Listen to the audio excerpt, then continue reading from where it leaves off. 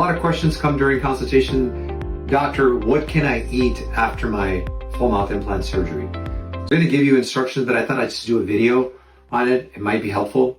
And I can even use that video as my post-op. But anyway, video. Basically, after a full mouth surgery, when you have all your teeth removed, have the implants placed, and you leave with teeth the same day, the first day or two, you're not going to be able to eat most foods because of the local anesthetic, the potentially some edema, some inflammation, some swelling. That's all pretty normal in the first 72 hours. So you're most likely you should have a protein shake, an ice cream, a smoothie, anything that's cold and or room temperature is going to be the best friend. And obviously you're going to ice your face, ice compresses, elevated head. That's all in our written post-op instruction.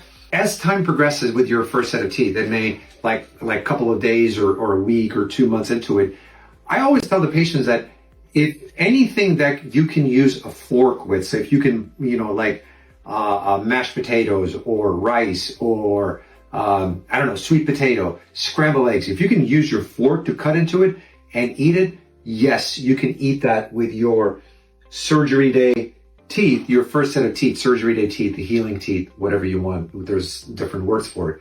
After the implants are fully integrated, and then when we put the zirconia stronger set on, yes, then if you have to use a knife to cut through a steak, or if you use a knife to cut through some harder food, yes, then you can only eat it with zirconia teeth. But if the test is, if you can take a fork and you can just cut through that, then you should be able to eat it with your first set of teeth for the first few months, okay? Now, I know that in the past, patients have gotten their teeth and the first set of teeth and they're chewing pizza, they're traveling, they're going to France, they're going here, which is great. We're so happy. But guys, be careful when you start eating that crust, that really, really hard Italian bread or that crusty pizza. And we get a call, I'm in France, I chipped my tooth. It happens, guys. So take that night guard with you. And then when you come back, let us take care of it. The temporary teeth can chip, can break because they're temporary and they're made out of acrylic. And then the zirconia teeth, once after 3 months are fully done and you heal, and when we put them, then yes, then you can take your knife and then you can cut into that steak. You can cut into harder foods like green leafy vegetables, something really, really hard that you've been avoiding, especially an apple.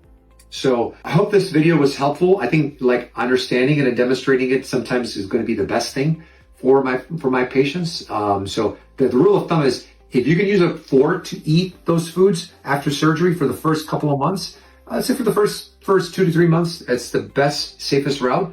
If you want to eat harder foods, remember, if you're using a knife and you're eating with your first set of teeth, you shouldn't be eating it because those teeth are not designed to take on that much load.